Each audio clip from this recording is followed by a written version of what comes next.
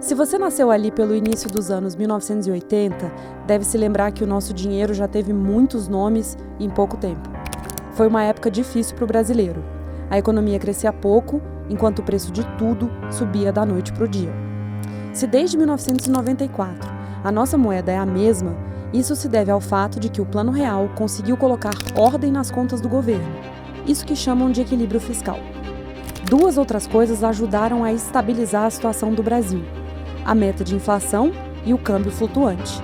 Esse tripé mudou a nossa vida, literalmente. Só que como a economia é uma ciência dinâmica, o trabalho não acabou na década de 90.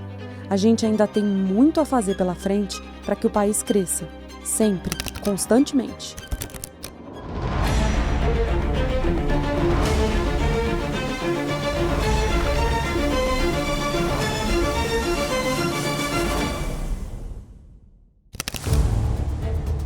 Por que somos obcecados com o crescimento econômico? Porque é por meio dele que reduzimos pobreza e melhoramos a qualidade de vida das pessoas. O principal impacto é que a população é mais pobre do que deveria ser se o país tivesse um crescimento mais rápido.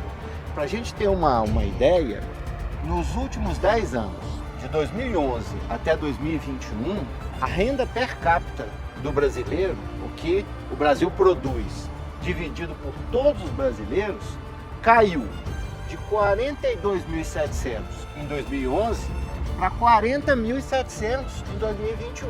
Ou seja, em 10 anos, o brasileiro médio empobreceu, né? Tivemos uma queda na renda per capita de cerca de 5%. Então, essa é a consequência de um país que cresce pouco, a população continua crescendo, então tem menos renda para distribuir para os brasileiros. E o resultado disso são brasileiros mais pobres do que seriam com um crescimento mais elevado. Esse é o último episódio da série Desafio Brasil, justamente porque para fazer o país crescer, a gente precisa avançar em todas as frentes que abordamos nos outros episódios: educação, infraestrutura, trabalho e políticas de desenvolvimento. E isso só vai acontecer se o ambiente econômico ajudar, fortalecendo aquele tripé que a gente falou lá no começo. Sem isso, a gente vai ficar preso no que os economistas chamam de armadilha do baixo crescimento. A gente cresce um pouco e logo na sequência volta a enfrentar a recessão. E esse ciclo não acaba nunca. Para acelerar o crescimento, nós temos uma série de reformas que são necessárias.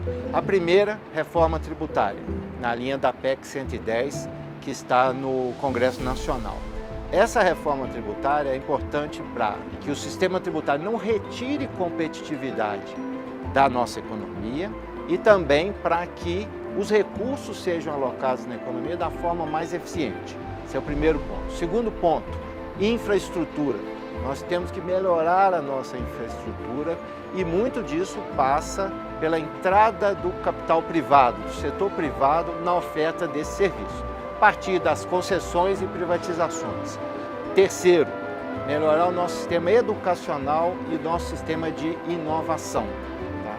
Quarto, nós temos que abrir a nossa economia mais para o comércio exterior.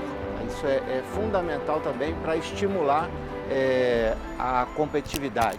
E por que a participação do Brasil no comércio internacional é tão importante?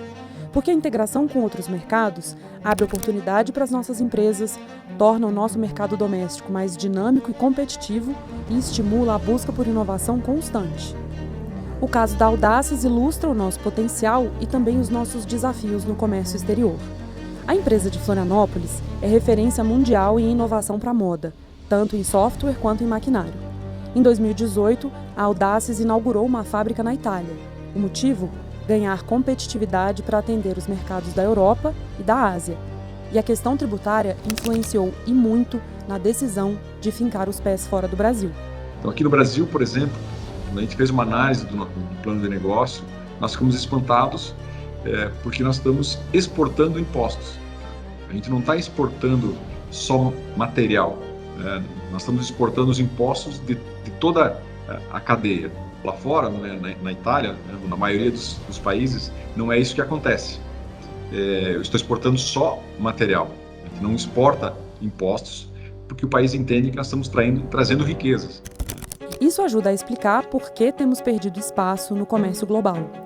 Exportamos cada vez mais bens básicos e menos produtos tecnológicos e manufaturados. Você não consegue competir se você tem problemas de infraestrutura mais cara, energia mais cara que os demais países, se você tem uma burocracia maior, se tem um sistema tributário que quando você for exportar, você exporta tributo junto, os outros países não fazem isso. Ou seja, o que a gente chama de custo Brasil? São características da economia brasileira que faz com que produzir aqui dentro seja mais caro do que produzir nos países mais competitivos, nos países da OCDE, ou nos nossos competidores. Então tem que ter esse dever de casa, ou seja, é uma agenda que vem caminhando, mas precisa ser acelerada. A gente precisa trabalhar na redução desses custos. O nosso sistema tributário, caro e complexo, prejudica a atuação das empresas dentro e fora do Brasil. E olha que a discussão sobre uma reforma da tributação sobre o consumo já se alonga por mais de 30 anos.